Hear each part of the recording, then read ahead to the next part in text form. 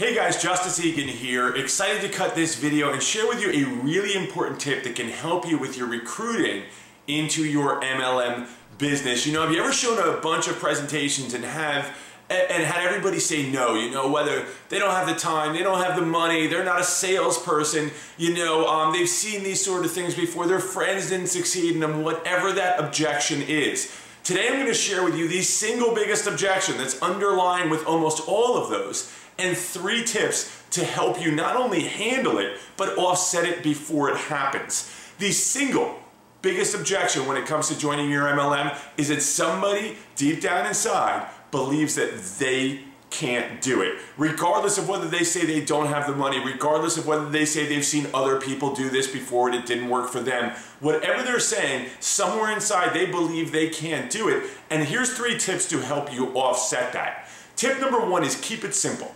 Don't go into detailed comp plan explanations. Don't go into, you know, all the scientific proof behind your product and blah, blah, blah. Okay, the reality is keep it simple. Use the tools. Be relatable, be an everyday person with it, okay? And leverage stories, elicit emotional responses. If somebody sees you going into super duper detail about the comp plan, they're gonna think that that's what they have to know, that's what they have to do to have success. The other tip is to tell stories about third-party stories that have points of commonality. For example, if you're talking to a teacher, you can say, you know, I'm so excited we've had an opportunity to sit down and talk, or I'm so excited we've had an opportunity to get on the phone, because the moment I saw what I'm about to share with you, I thought of you. Because when I saw it, I met a teacher, okay? And their situation was that, you know, they were living paycheck to paycheck. They were working in the summers just to make ends meet. And when they saw this, they were able to go from point A to point B, you know, story of some level of success. Doesn't have to be crazy success.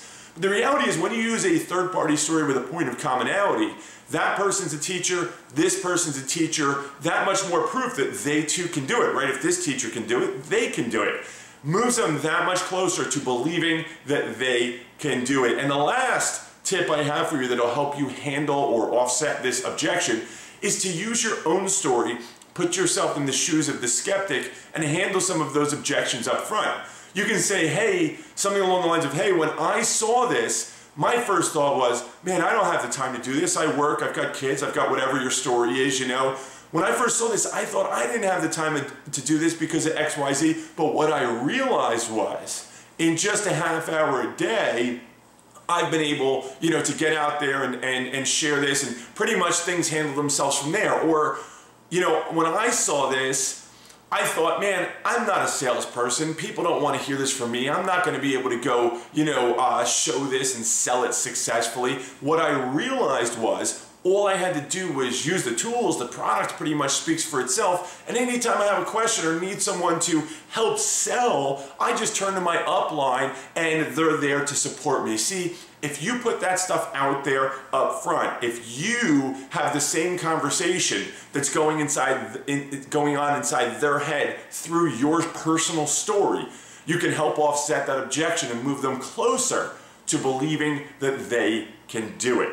That's the key. It's not to focus on comp plan, it's not to focus on product, it's not to focus on leadership opportunity, any of that stuff. The reality is, okay, you've got to keep this simple. The number 1 thing people want to feel is that they can do it and get results. If you found this video helpful, make sure to leave a comment below or share it with anybody who also may find it helpful. This is the kind of information that can really help your new teammates. And if you'd like to find out more about what I do, how I generate leads online, and maybe generate some leads for yourself, you can go to justiceegan.com/5 steps.